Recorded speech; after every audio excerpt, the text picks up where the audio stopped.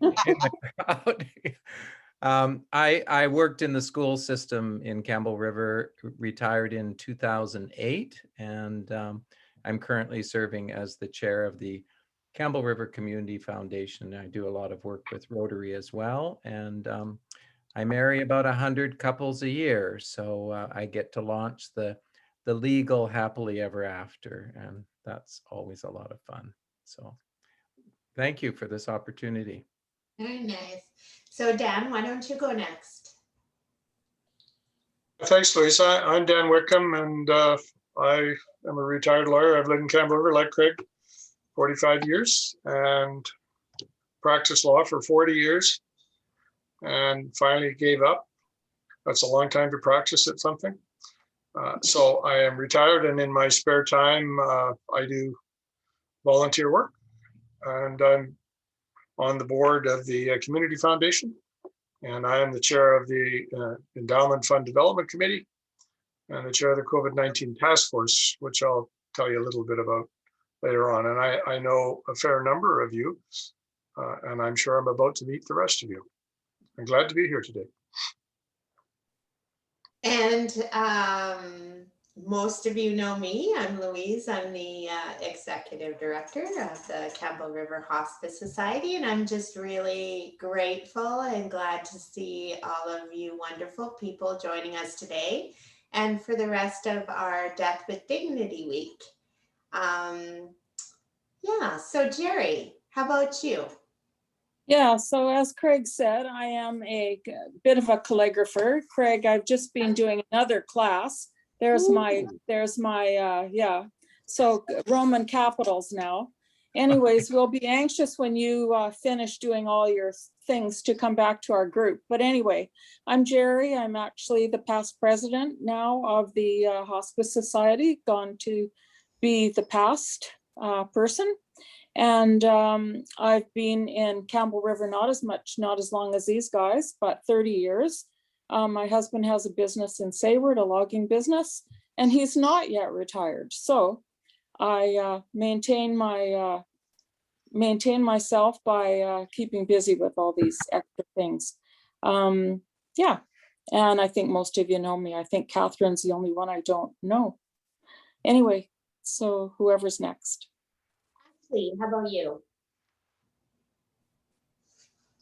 Hi, I'm Ashley. I'm a nurse at Campbell River Hospital in the ICU, and I recently became a board member for hospice, I think about 6 months ago, and I've been living in Campbell River for a couple of years now. So loving getting involved in the community and really making it feel like home. Thanks, Ashley. And Darcy? Hi, I'm Darcy. I was born and raised on Quadra Island, so moved to Campbell River after I graduated. So been here all my life, know a lot of Campbell River people. I was a banker for 39 years. My last position was 33 years at HSBC, where I became the branch manager a number of years ago. I wanted to retire from the financial industry and be able to do more volunteering and do something else. So I'm currently an assistant in real estate. I do a lot of different jobs there that are fun, like staging houses and doing contracts and whatnot. And I joined hospice a couple of years ago because my brother had a very positive experience with hospice. So I was very interested once I had time, and I joined my first committee there. And then eventually I was asked to be on the board. And now that our dear Jerry has stepped down, I was voted in as the new chair very recently. Thank you, Darcy. And Karen? I'm the office assistant here at the hospice, kind of a front line, I guess you could say, worker. It's been my privilege I like to say I'm the connector. People call, they're in pretty rough shape, most of them, and we need to align them with the right resources and do it quickly and efficiently, and I hope that's what I do. I've spoken with Dan on the phone quite a bit. Now I finally get to see what you look like. Nice to be here. Thank you, Karen. And Dawn? So my name is Don, and I'm an accountant in Campbell River. I've been in public practice for, I think, about 40 years. So giving Dan some competition there. I'm working half-time and probably will for a few years yet. I'm quite enjoying it. Also on the board for the hospice treasurer. Been on the board for at least 2 years now, I think, and quite enjoying that. It's a great organization, and just be happy to be a part of that. But, Thank you, Dawn. And Catherine, let's hear you. Hi, everyone. My husband Johnny over there and I moved to Quadra Island about 12 years ago from the overbuilt and overgrown Comox Valley, where we'd lived for about 30 years before that. I got a master's in biology in '72 and worked in the forest industry of bark beetles and ambrosia beetles. Maintenance with pheromone trapping on the North Island for a while, some short-term contracts. I got a law degree in '96 and then immediately bought an oyster farm on Denman Island. We lived in the Comox Valley, so which we ran for 10 years. And then we moved up here and we love it. We love it on the island. It's back to what the Comox Valley was in the '70s. Intimate, caring, hugs downtown, stuff like that, and lots of nature. I am a co-coordinator, one of the coordinators of the Quadra Island Community-Led Death Care Group, and Margaret Vercher put us all in touch with your wonderful meetings this week. So I managed to get in on this one. You were full up for the first one, and I couldn't find you for yesterday, so I finally got on. I'm glad to be here. Good. Were you able to register for tomorrow's and Friday's session? Good, good. Okay, so we can get started here. First off, though, I want to talk a little bit about the Campbell River Hospice Society has been very well connected with the Campbell River Community Foundation. They've really been an important part of our organization, and they've really empowered us in the last few years, especially during COVID. I was just telling both Dan and Craig right before this session how our service, our clientele, since before COVID, right before COVID, where we were like pushed to our limits already, and then to today has grown 63%. And that's an extremely high amount of increase that we've seen. And then our volunteerism went down 94%. So we relied really heavily on our volunteers. But then when COVID came, it was really hard to incorporate the volunteers in and working with our clients. And to keep everybody safe, we just had to slow things down. But what we're seeing right now is a real shift in who we're supporting. So back in the day, about like 3 years ago, we were supporting people through grief and death and dying. But now we're really supporting a lot more clients who are dealing with sudden death. So the best way I heard it is somebody said the other day, and I like it, is that they said, there's a pandemic within the pandemic. And that's what we're seeing here in Campbell River. There's an extremely high amount of suicides and overdose and sudden death. And it's a really big challenge for our community together. And to support all of those people, we had to bring on more clinical counselors. And because of the support of the Community Foundation, who ran out as soon as COVID hit, and they went out to the community and said, look, we've got to support our organizations. They made it happen. They brought the money together and they helped fund us and helped get us through this. So they are an important partnership of our organization and many other organizations in Campbell River. So with that said, Craig and Dan, thank you very much for doing this presentation. I really appreciate it. And before we start, before Craig takes it over, I'm going to share a video.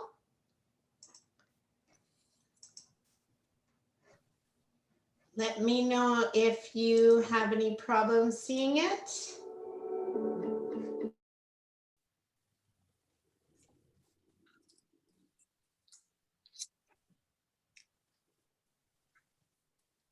It's all good.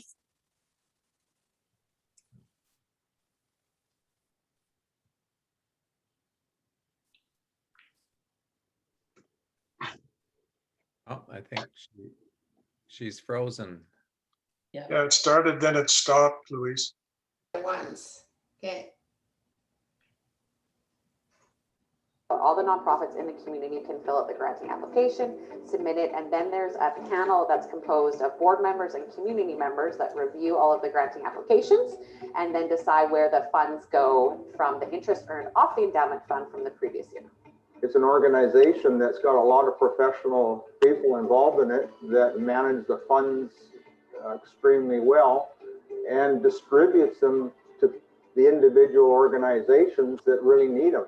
We go out and collect the data about the community and, how is it doing? And then we can use this report as sort of a guideline about where the need is, kind of direct us as to where we should concentrate our efforts and why. What's really come home in many ways to me is how generous the people of Campbell River can be, even under bad circumstances. The level of giving in this community, the philanthropy in this community is unbelievable. I like what the foundation does. I like what it stands for. And personally, I wanted an opportunity to give back to the community that has enriched my life so much. In my family, I have 2 sons, and them with their wives put together the North Island Beer Festival, and a good portion of what they raised went to the Campbell River Community Foundation. I hosted and ran the charity golf tournament, Swing for Charity, that I took over from Scotty McLaren. And then I got asked to be a board member. But to me, a large part of the income should be and will be, and I think is starting to be, the legacy. My parents, they wanted to make sure that they gave back to the community. We structured their will to include a good portion of funds that go to the community foundation on their passing, and we've donated on other occasions too. As people, get on in life, they start to think about, what do they want to leave behind, and this is an opportunity to leave something permanent. Because you donate to the endowment fund and the interest that is always being earned is always being redistributed, it's kind of like growing that pot forever. So over time, we don't need to continually raise money just to keep up. We will be able to build an endowment that will grow and keep pace with inflation and be able to serve the community in the really long term. So it's a very efficient and effective way to support the community on a permanent basis. Before I go on, I would hope to see it get to at least 5 million, and who knows where it can go from there. The Campbell River community has been really good to us through our years of development of our businesses. So it's been really important on a philanthropy level and just family morals level to give back to the communities that have always supported you. Campbell River Community Foundation, helping people help others.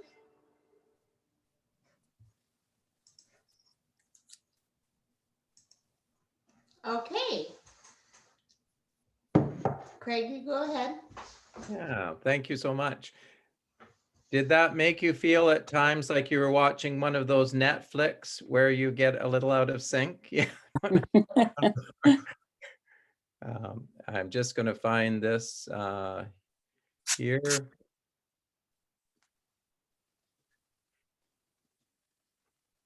Okay. Are you seeing that screen, Campbell River Community Foundation? Wonderful. Well, thank you. On behalf of Dan and myself and our Campbell River Community Foundation, we really welcome this kind of an opportunity. You know, as we sit here today in front of virtual screens, we know that we are in the midst of a beautiful day and a beautiful community. And I think that that's really what draws us all together in many senses. I hope that this presentation today is one that you'll feel very comfortable giving us some feedback with later, because we hope to do this kind of a presentation often so that we can indeed build that profile of who we are and what we're attempting to do within this community. You know, stories are a lot of the threads that draw us together as a community, and they're what sustains us. And I've always believed that we are connected by threads that draw us to the heart of the Campbell River community. It's a vibrant community. It's a community rich in natural assets. It's a community with a tremendous capacity to care for and provide for others. And I think ultimately it's a community that develops a true sense of family. And much of what we're talking about today is what I believe is the why in any presentation. Because when we talk about the purpose of an organization, we're talking about why does it exist? And the Campbell River Community Foundation is here to help people help others. It's that basically simple. We hope today to share a little bit of who we are, a thumbnail of our history and profile, what we do, both currently and what has been done in the past. And then ultimately, Dan is going to talk a little bit more about the development of partnerships, the development of funds, so that we can strengthen the foundation from which we are able to draw. I've always believed that we need to have a deeper understanding of who we are, because I think that peels back some of the layers of who we are as a community. And when I think of Campbell River, I think of myself, and I think we can all go back in our story. I don't know what drew everyone here to this community, but I know in retrospect that I'm very fortunate to have lived much of my life in Campbell River. And it's a place that when I walk down the streets, or I sit in a virtual session like this, or I get an email, I realize that there are connections and that I'm part of a very special place, a place with a heart. So who are we? Who is the Campbell River Community Foundation? I'm going to share a bit of the history in just a moment, but I want you to know that we call it a volunteer, a working board, and I mean working. We work very hard. We don't just show up to a meeting because we have 6 incredibly active committees, which often meet prior to or following our monthly board meetings. But all of this group of people that work contribute their hours. We have one paid employee who works by the hour. She's a goddess. We call her Gwen Hamling, and she gives far, far beyond the number of hours that you see at the end of a month. She works about 40 hours a month. And we're at the stage now, given the wisdom and the experience of many community foundations, that we realize to go to that next level, ultimately, we will need an executive director who can help us focus on that fund development. But these funds are invested in secure, low-risk portfolios managed primarily by the Vancouver Foundation to maximize returns. Just a few fun facts. There are about 191 community foundations throughout Canada. We are one of 47 in BC. Actually, I believe that's now 48. And we're one of 7 on Vancouver Island. So how did it all begin? Like anything, it began with an idea. And then it began with some champions who said, let's make this work for our community. So we go back to 1990. And in essence, what happened is Mary Ashley, who many of you know, and Robert Osler, as mayor at that time, decided that they would go to the Campbell River City Council and ask for $5,000 of seed money to begin an idea that had been initiated when they attended a major conference, a Canadian Foundation conference. Then there were some legacy funds from the Western Premiers Conference, but it wasn't until 1997 we were incorporated under the Societies Act. And what that probably speaks to, if you're doing the math, is that next year we have our 25th anniversary. So we're looking at something very special in that year so that we can truly raise our profile. Our first grants were awarded back in 2001. And thank you, Louise, for your acknowledgement of the impact that those grants have had on your organization, because that's the kind of story that we love to hear and we love to retell. We reached our first 1 million, woohoo, in 2013, and that was an exciting time. 2020, we basically reached our first 2 million. And as Dan will explain in greater detail, these funds, in essence, are held in trust, they're endowment funds, and it's the interest from those funds that in perpetuity are able to be re-granted to organizations that require support. This year, we had a most remarkable experience in that we were able to take 30,000 of our grant money, use it basically as seed money, and we were able to attract another $180,000 from the Campbell River community to help with COVID relief. We also had federal funding that we used in granting, and it was a wonderful boost to what we were able to do in terms of capacity. So to date, just in terms of our regular granting, we've granted over $500,000 to local nonprofits. So along the lines again of who we are, if you're ever having a quiet evening at home, you might want to make yourself a cup of tea or pour yourself a glass of red wine and just sit down with our crfoundation.ca website and just curl up there and scroll through what I think is a pretty remarkable tribute to an example of what we are able to offer within our community and how we are organized.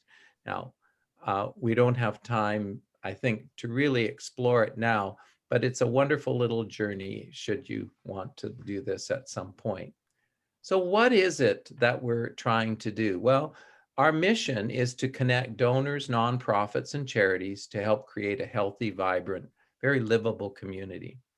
We want to help generous people leave their legacy, pay forward in gratitude for the prosperity and the good fortune that they may have had by making their living and their livelihood within the Campbell River community. We want to assess and respond to emerging and changing community needs, just as we did with our COVID Task Force Relief Fund this year, and provide a vehicle and service for donors with varied interests and levels of giving. That's always already been alluded to, but there are numerous ways in which people can target their funds so that they go to the organizations or that focused area within community they most want to leave funds to. We had a strategic plan we developed 2 years ago, and we've been very, I think, vigilant about keeping that in mind. And not that you need the details of this, but we want to be a catalyst for community philanthropy. We often are confused with the Hospital Foundation because they both begin with Campbell River and they both end with foundation. And we're like the little brother or little sister that just wants our own big personality so that people start to say, who are you? Oh, you're that group. You're that organization. We want to continue to build an opportunity to invest in community, to strengthen community, to build our capacity. And ultimately, we need to plan for board succession, which we're doing, I think, very carefully, because we have an amazing board right now, as I know you do, and the operational support. as I alluded to, finding a way of having the ability to have an executive director so that we can really build the base of those donor funds. So the how? Well, the how is really, how do we take our next steps? And how do we build profile? How do we extend our donor fund agreements? How do we identify strategies for planned giving? How do we connect with community partners to expand our donor base? And for this part of our presentation, I'm going to turn things over to the remarkable, I say remarkable, Dan Whitcomb. Okay, and I just want you to know, if you haven't seen Dan in person, he's much better looking in person. So, okay. As we all are on our virtual screens. So without further ado, drum roll and over to Mr. COVID Task Force, Mr. Fund Development, Mr. Very good friend and wonderful community member, Dan Whitcomb. Thank you, Craig. And that's fund development with a D. Craig, I'm in the same Rotary Club as Craig. And when he was president, his motto was, let's make Rotary fun. Well, I'm here to talk to you about money, and we try to have fun doing it. But the how part of it is our endowment fund. So I just want to give you a few more details.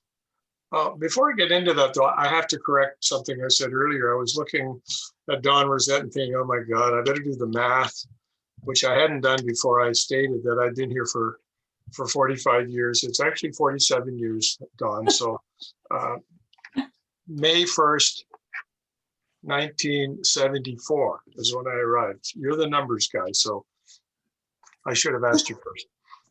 All right, so Craig has indicated that we have in our endowment fund over 2 million. The last time I looked at it, which was a few days ago, we are over 2.2 million. And that's our engine, and that's what sets the Community Foundation apart from all other charitable organizations or foundations that raise money, in that the endowments, or the money we receive from people, stays invested. It is not all spent.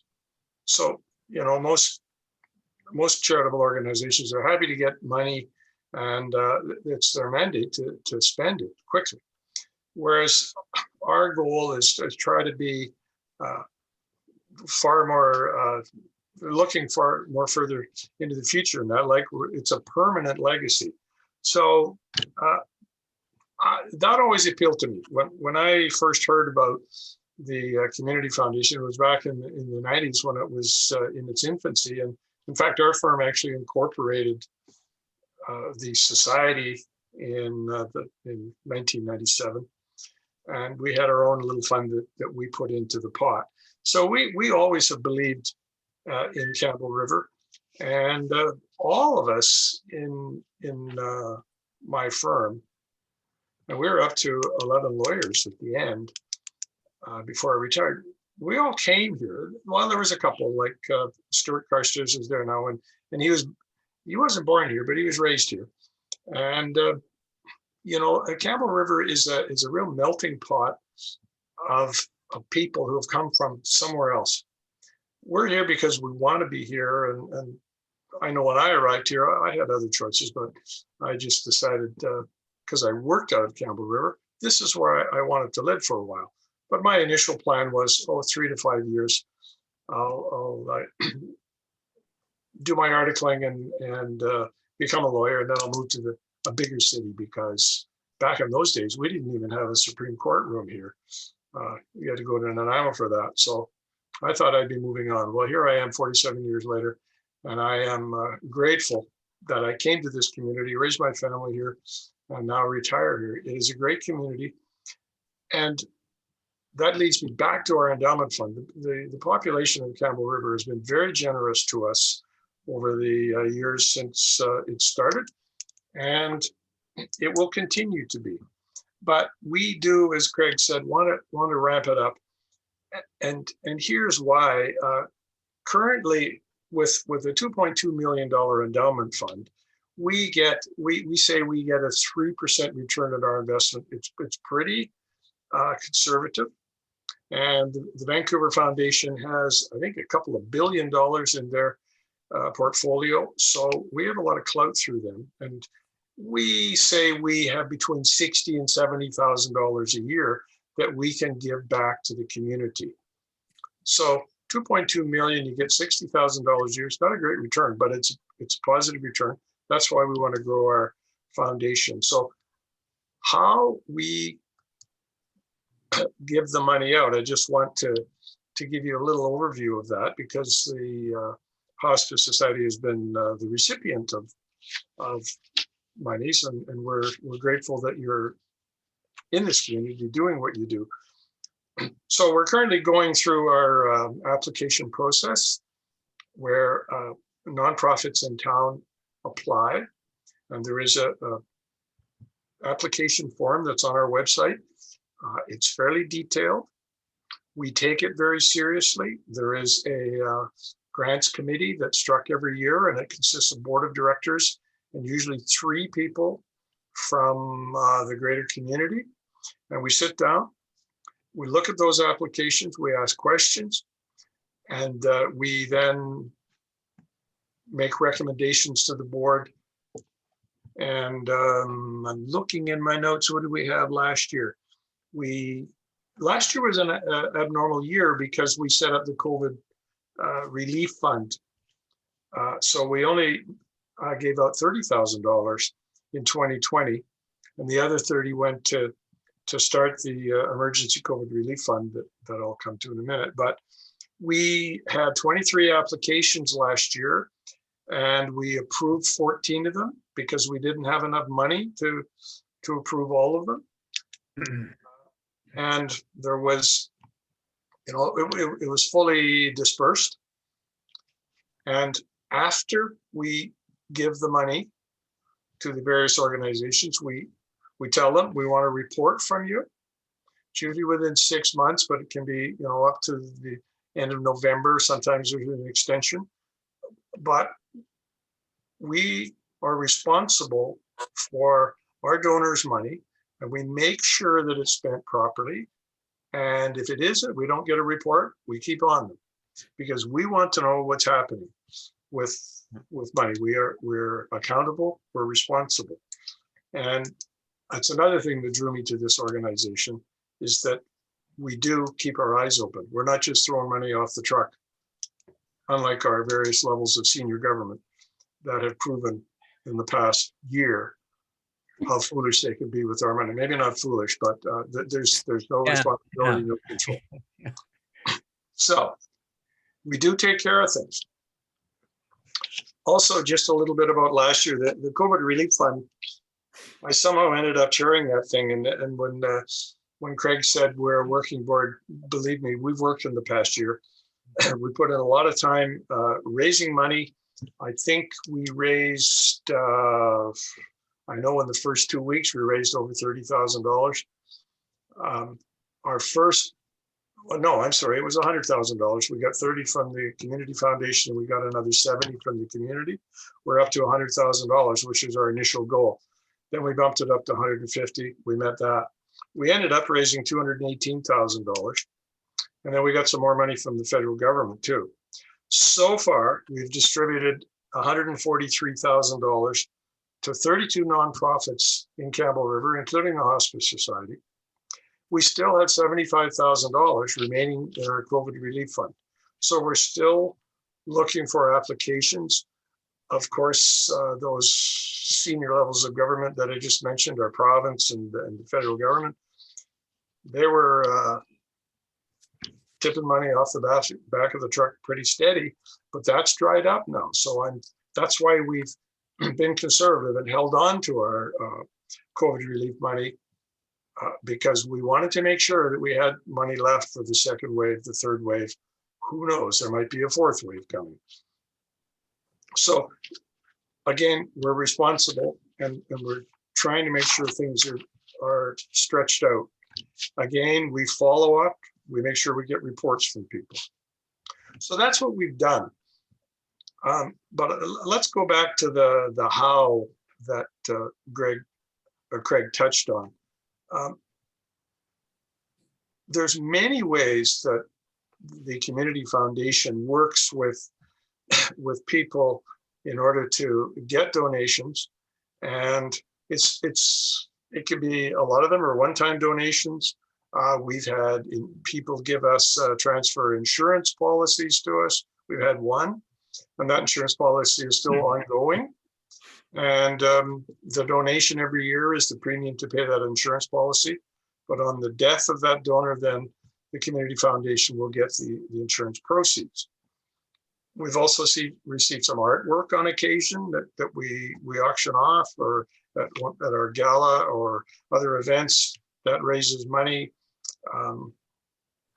Hey, to be blunt, we'll take anything. We'll take your collectibles and sell them and put the money into the endowment fund. All right, the most common one is usually a bequest in a will, and that takes some discussion. It takes an agreement, so we know what's coming, we know what's happening. And in the video that you watched, you saw Randy Lee. Well, his parents were big supporters of Campbell River. They made their money here. They were quite successful. They used to have the budget car rental franchises for Vancouver Island. And when they passed on, they left a percentage of their estate to the Community Foundation. That really helped our fund in the last 5 years. So, and I used to do a lot of this when I was practicing law. Of course, as we all get older, we start thinking a little further ahead, and our kids have grown up, and our families are all taken care of. So how do I give back? And my line to my clients in those days was, you won't feel a thing. When this happens, you'll be dead. And the other advantage of doing it that way is often with our more successful people in town, there's a big tax bill. There's a capital gains bill at the end. Well, you can redirect some of that tax money that you would pay to Ottawa or to Victoria into your own community by leaving a charitable donation. So we talk to people about that. People just think, well, I can, I'm going to give money to the Community Foundation and they'll deal with it. And we like that. We like that very much because the needs of the community change over time. A good example was 2020, right? Who even thought that we would have a COVID-19 crisis, a worldwide crisis? But it certainly impacted Campbell River, and Louise has already talked about how it's impacted on the Hospice Society. So things change. So we have a fund which is called an unrestricted endowment fund, and if people leave us money and there's no strings attached to it, then it goes in there. And that's what our grants fund is in the process of looking at right now. It's grants. What can we do with this money that we have? We can decide 50 years from now, that money will still be there. And 50 years from now, the needs of Campbell River, I expect, will be much different than what we need right now. But some people leave us money and they want to decide what it's going to be used for. So there's several ways to do that. One of them is called a designated fund. This is, I want my money to go to the Community Foundation, but I want you to give the interest from that money, the income from that money, to the Hospice Society. So that sets up an income chain that assists the Hospice Society forever. So we talk to people about that, and there are people that, of course, want that. So we're happy to do that. Some people are a little less concerned about that, but they do have interests. I want to leave my money. I want my fund to be used for youth in the community. I want it for sporting activities. I want it for the environment. I want it for the salmon enhancement. I want it for dogs and cats. People have their own ideas of what monies can be used for, and we're prepared, to enter into agreements with donors that meet those needs. So you choose your area of interest. We make the grants specified to those particular areas of interest. So as you can see, there's a wide range. Here's the money, do what you think is best for the community, or I want it to go to biking trails. All right. There's even another one that we haven't used that I know of yet, but it's available, and that's something called the donor advised fund. That's where the donor indicates annually where they would like that money to go. That is the income from their legacy. So that requires a pretty carefully drafted agreement, because I want that to happen, but when I die, I'm not going to be able to tell you, and maybe my kids don't have any kids. So what's the chain here? How are we going to deal with that 50 years from now? So those agreements have to be thought through carefully, and that's where I think we'll be speaking with of course donors, and then their accountants, their lawyers, their financial planners, to meet the needs and custom tailor an agreement that works. There's even a new one, and this is something that Louise and I were talking about earlier, and that is, how do you deal with the ongoing administration costs of nonprofit organizations like hospice? It's much easier to get money from foundations and from donors. For example, Rotary clubs will give you money for capital improvements, or for buildings. I mean that's how hospice was. The building was put up, right? You had fundraisers for various parts of the building. And I know the Rotary clubs, they got their name in a room there, and the Jesse family's got their name on things, and the Geese family, I think they did the garden. So people don't mind giving money for capital things, but they really get sometimes a little standoffish when it comes to covering the cost of administration, wages, rent, utilities.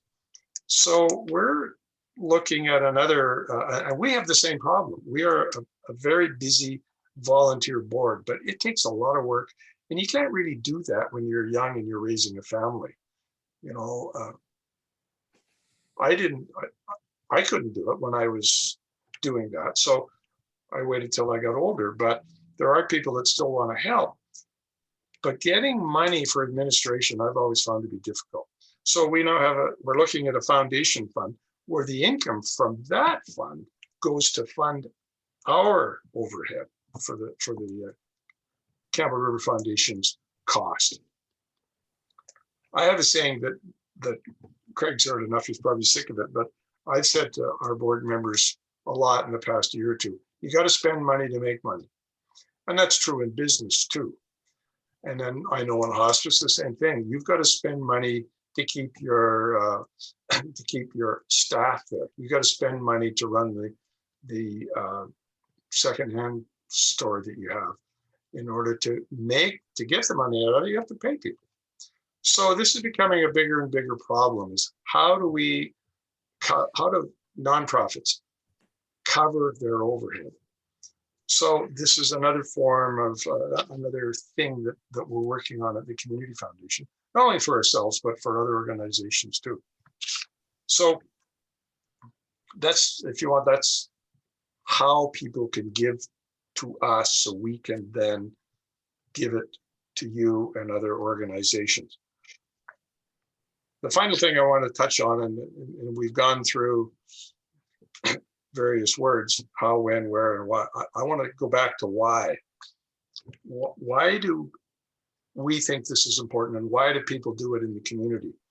Well, it's because we live here and we want to leave something. We want to leave a legacy behind. And some people want to leave a permanent legacy. So the Community Foundation enables that to happen. And I always like to end with the final one. Nobody likes to pay taxes. So if you leave a legacy or you're talking to people who want to help you, then you tell them you can redirect your taxes to the community you grew up in, to the place where you made your money. So don't send it all to Ottawa. Don't send it all to Victoria. Leave some here. Set up your own plan. So hopefully that helps you. Hopefully I didn't bore you too much. We're busy. We like what you do. And I like to see the people that are on your boards. And I know several of you, and I commend you for what you do. Thanks for helping. Campbell River is a great place to live, and it's even better because of people like you. Thanks. Thank you so much, Dan. That was very informative.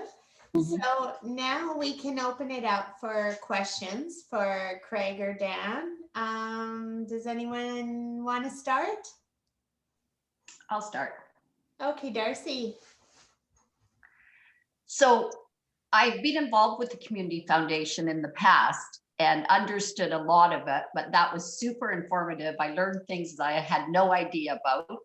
And I love this type of organization that is going to help our community and help other organizations.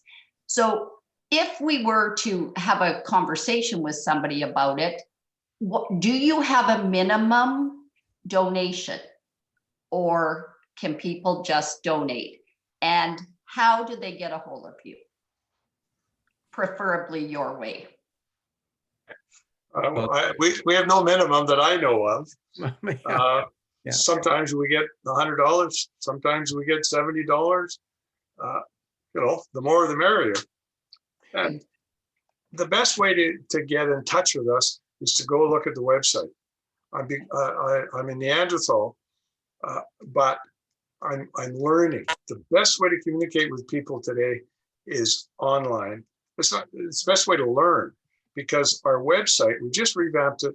I'm very proud of it, and we're going to keep it up to date. So that's the best way to contact us. Hey, we're really getting modern. We even have our own telephone number now. We've just established that. We have a number that is going to now not necessarily be whoever's the board chairs or whoever's the office administrator, but that number will be the contact number. And I think primarily one of our greatest, I think, responsibilities is to put people in touch with people who can assist them if they need. So we're developing currently some guidelines, a bit of a portfolio of tools and resources for what we call professional advisors. So we've just met with a smaller group, people like Susan Sinnott, who some of you have mentioned, class of 81, I might say. I remember her in her beautiful pink graduation dress, chewing bubble gum, if you can imagine. Okay, anyway, it's wonderful. That's this sense of community. So, getting people to help us get that word out there. I think still our greatest asset in this particular community is word of mouth. When people talk to people, when people connect, they share information and they redirect people to where they might need to be. And I don't want to leave Don Rosette out of that, because we're talking about, we have a big push on now, Don, to talk with financial planners. The new phrase, they're wealth management people. That do a lot of retirement planning for people in this community. We're reaching out to them. We're also going to reach out in the near future to accountants. So I haven't called you yet, but I will be, and asking permission to send you something via email. So it's kind of a snapshot. It's our brochure, electronic brochure, that I would send to you and send to Ben, and say, here, this is what we're about, and contact us anytime. So I know you would have clients like I did who who have money and don't know what to do with it. If only we were all like that, right? But we're there to help in the manner that I've already spelled out with various forms of agreements. But it takes accountants and lawyers and financial planners all working together to put the package together. And it means you got to have donors too. So you're next on my list. And then I'll pick on the lawyers. But it's not really picking on you. This is hey, this is what we do. And I remember you when we were both busy working, and I just want you to know that there is the Community Foundation. And if you have clients, then if they want to talk, give us a call. So Daniel, for sure, send us that email. Then look forward to seeing that. Yes, yeah, that'd be good. Sure. Yeah. Great. Okay, so One next. less phone call for me. Next question. Dan, you were going to talk a little bit about this task force. Oh man, don't get me started. I know, it's a pretty big deal. Yeah, well, we got outside of our box in that with the Community Foundation. The deal is give us money, we'll keep it forever, and you have a permanent legacy in the community, and the interest is distributed. But when COVID came along, we decided, and this was like only a year ago. This was, I think, May 28th we started. Pardon me, March 28th of last year. And the board met and we decided we better do something because there's going to be a real need in the community. Like hospice. I mean, you had to close down your what do you call it? Second to none thrift store. Second to none. You had to close it.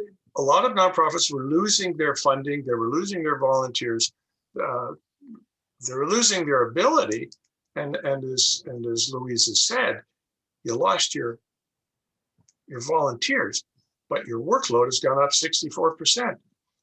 Well, it's the same with the Transition House and the Second Chance Society and John Howard Society. They all had to hire more staff, or they couldn't see people because of the COVID restrictions. They had to buy PPEs, they had to get sanitizer, on and on and on and on. Plexiglass. I mean, we funded a lot of plexiglass in town. I wish I had the franchise for it. So it was a thing we had to do. So we started we took what I think it was 4 from the board and 4 board members, and then we got 2 outsiders, and both of them are fans of hospice. All right, so we got Brian Stamp and Jim Dobinson to sit on our COVID-19 committee. They know the community. They're involved in it. And so we raised money. They helped raise the money. Then we sat down and started looking at applications. And we were flooded in the beginning. We were meeting once a week. And we did that for like 3 or 4 months to consider applications, deal with donations we're receiving, and handing money out. So it was a big push. Now we're down, we only have to meet like once a month, but that's only because people are pretty well settled now. But I see the money's going to dry up. So I think it's going to start up. I certainly we have $75,000 to get rid of, and it'll go. Just to mention too, we had a really well-established conduit for when the federal dollars came. So that was 75 and then another 50. So those funds were basically reviewed or allocated by that very same committee. And what I have to give kudos to the federal government for is that they entrusted local community people to make those decisions.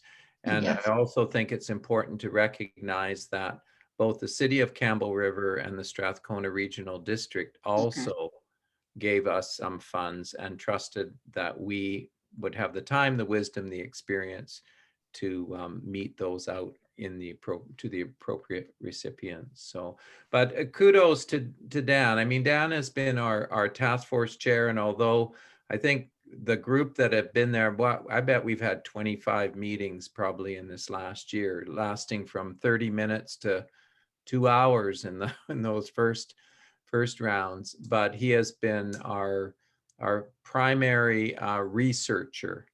So if there were some question marks around applications, people got phone calls, or he sought out information so we could be well informed and prepared to make the very best decisions possible. I want to stress that the group that we had, and this is a community foundation way of doing it anyway. We've always, you know, we look at applications. We don't give everybody the money they ask for. We research things carefully, and certainly with COVID, we paid attention. We had certain criteria. If you didn't meet it, sorry, you don't get the money. Or if you applied for $10,000, we think you can do it for $5,000, and here's why. So we carried on with that sense of responsibility that it's not our money, it's your money, it's people's money that we have to be accountable for. And I think that's why the federal government is one of the things I was very happy about.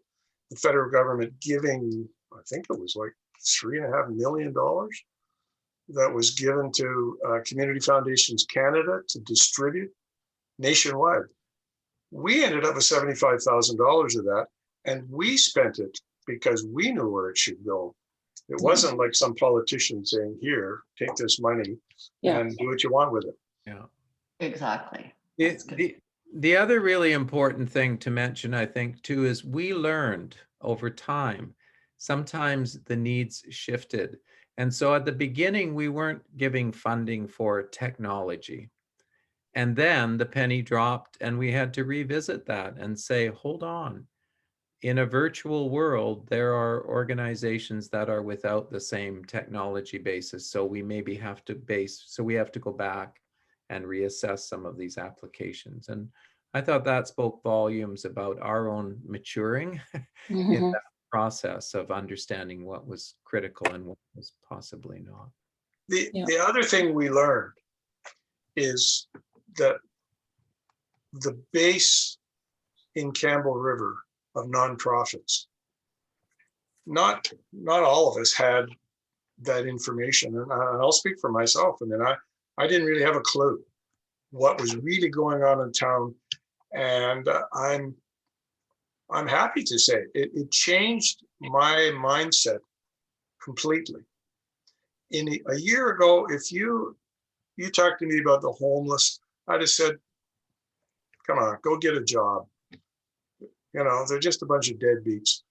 Let's move them somewhere else. Or I didn't have a lot of time for those people. But I didn't understand. Now I'm working down at the community kitchen one night a week, serving those people. Thank you. A retired lawyer serving people and sweeping the floor and running them off. I have no compunction about doing that. I never did. I was always quite prepared to work. But my belief was you get what you put into things. You work hard, you're successful in life. But when I'm down there, I see these people that it's not their fault. Most of those people are there because they have some sort of mental illness. And a lot of those people are there not because of what they did to themselves. It's what their parents did to them or what life did to them because they were born in the wrong place at the wrong time or they just had bad luck. So that's a good thing when people my age learn things like that. You know, I still have my times down there when I can be a little short with some of them that I know could get up and get their own things or could be doing a better job of looking after themselves. But by and large, those people are in need of help. And the other nice thing about it is those people are appreciative. Here. You would not believe how many times I get thanked for being there. And last Tuesday, which is last night, I was there, and we fed 64 people. Well, we had enough food for 69 servings. And that food went out of there in 40 minutes, and there was about 10 people we couldn't feed because we didn't have enough food, right? Mhm. But they were thankful.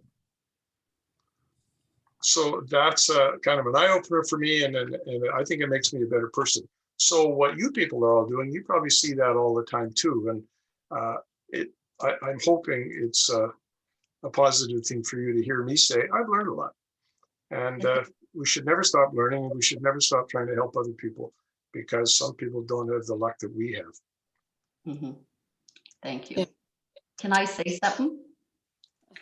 I just want to, I'm going to have to go. I have a appointment for work that I have to get to, but I just want to thank you guys so very much. Thank you for bringing up the homeless. I too cook once a week. And thank you for being involved in our Death with Dignity Week for hospice. You guys are amazing. It's amazing what you do and all the heart you put into it. So, you know, thank you so much. And thank you for the much needed donation that we received. Thank I you, got Darcy. Welcome. Thank you for all you do. Yeah. See you, Darcy. Yeah. We wrap Yeah, things everybody. up. Thank you. Bye-bye. As So we crfoundation.ca. You can curl up with a glass of wine or a cup of tea. Remember that, okay? It's interesting to me what you said, Dawn, about starting to try to get a way to have administration funds for organizations. You know, I mean, we're always battling this admin fund thing, right? Yeah. And getting admin funds. They want to Well, give that's us. something give I us that. think. Oh, sorry, Jerry. No, go ahead. I was going to say this earlier, and thank you for reminding me. That's another thing we learned with this COVID task force is administration costs go on. And again, it was sort of my thing. No, we don't pay. You know, you got to make your own way. You got to find your own funds to pay for the workers. We're volunteers. We don't get paid. But we all came to the realization that in many ways, you people are volunteers too. You volunteer your time, you get paid, but still you put in extra time for it and you're necessary. So we started funding administration costs because that's what keeps the doors open.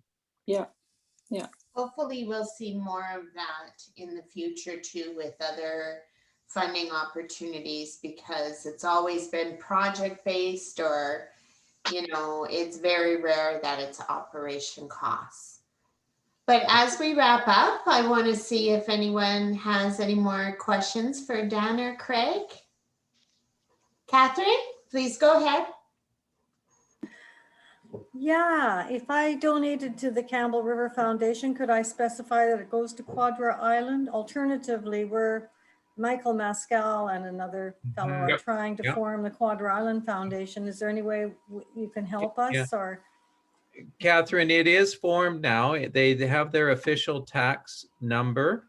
And yes, so we have returned, we were caretaking some funds for them until that was able to happen. At this point, you know, it takes a number of years to build up enough capital to be able to actually have dollars that can be returned to the community.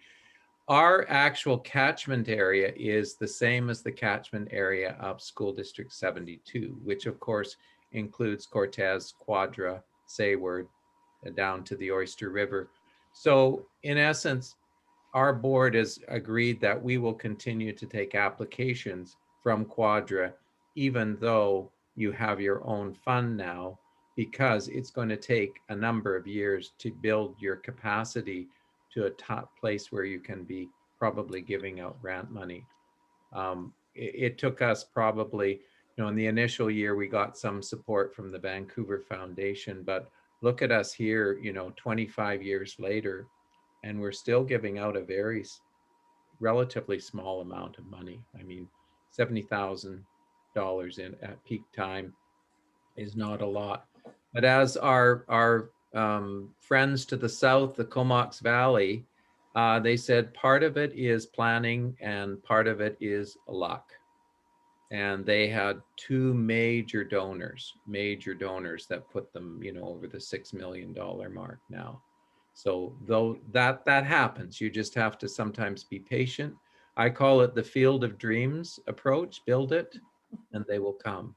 And we just have to have faith that that's going to happen ultimately. I hope that answered your question. So you built it over in Quadra Island, but I think how we could help it is if there's money that you want invested, it could come through us and maybe set up in the Vancouver Foundation. I don't know how small of an amount of money they would invest for you, but I'm looking at a history lesson, and that comes from the Comox Valley. They set up their community foundation around the same time as Campbell River, so in the early 90s. But they got a substantial sum of money out of the Vancouver Foundation because the Filberg family, back in the 30s, when they passed away, they had no children. So they left their money to the Vancouver Foundation with a stipulation that if a foundation ever got started in the Comox Valley, then a big chunk of that money had to go back. That was one of the big donors they had. So I'm saying we could do the same thing.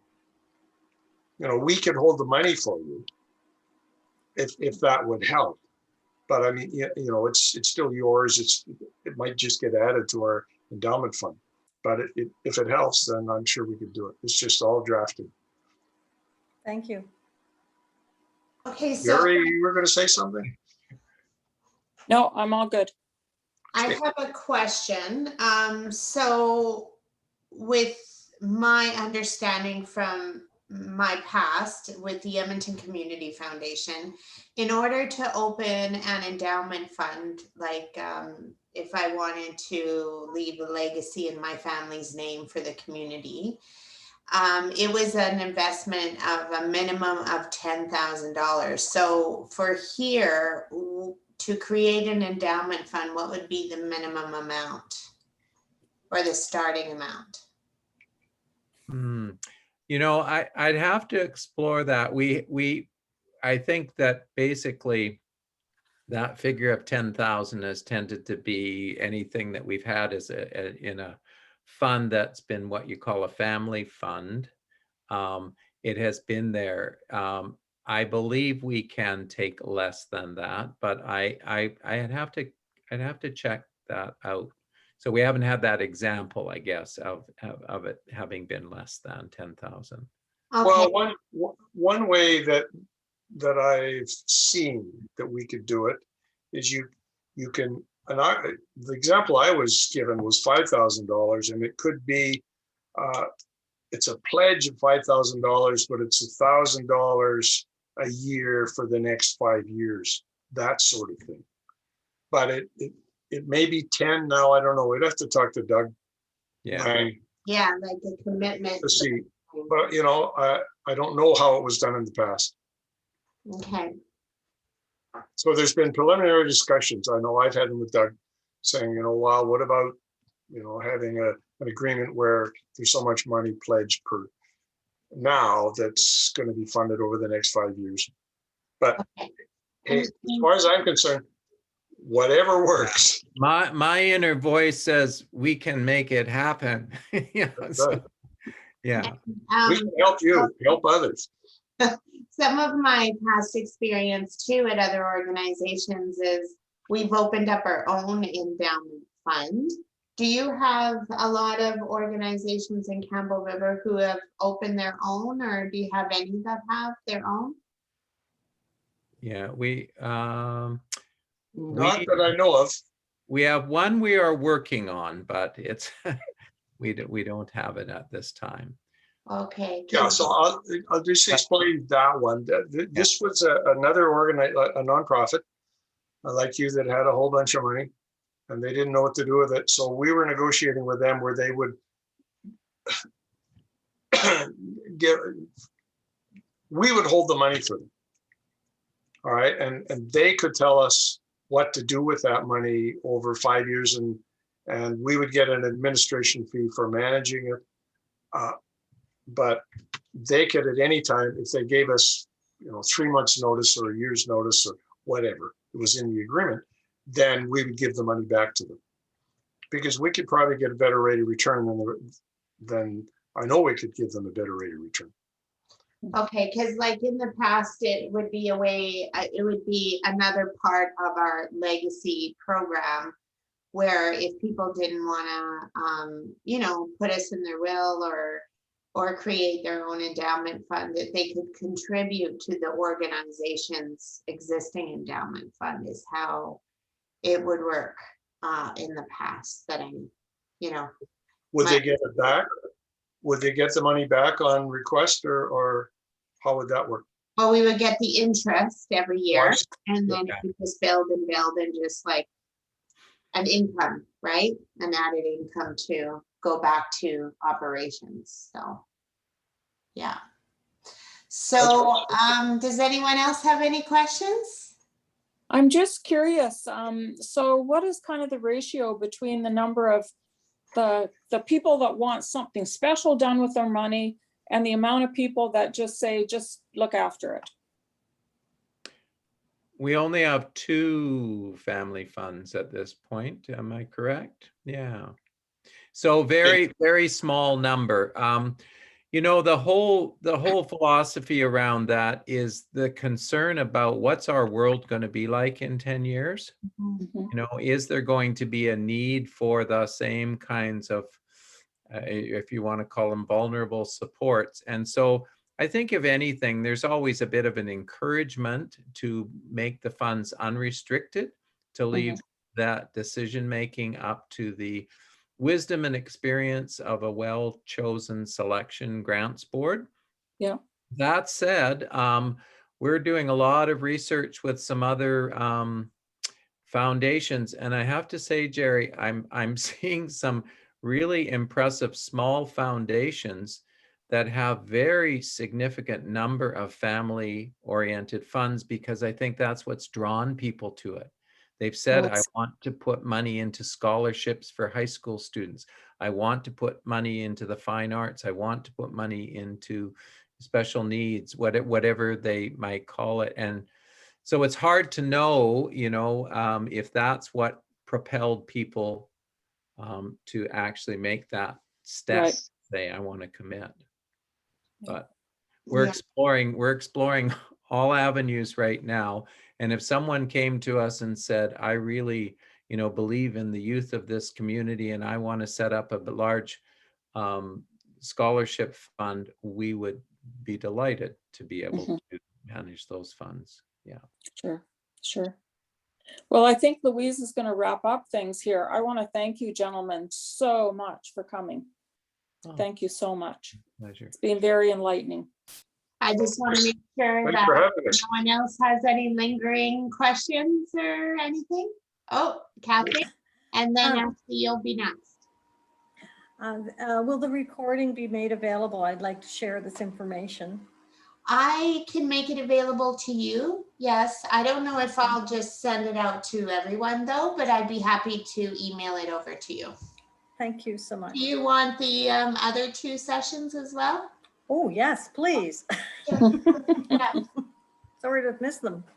And Ashley? I was just going to say thank you. I know I've been quietly sitting here, but I've been listening, and I had no idea that this type of thing even existed. And yeah, I found this like really educational, and I'm sure tons of people, especially my age, don't know that anything like this existed. And it's just really cool to see that you can donate money that keeps on going. I had no idea. So it's really awesome. Thank you.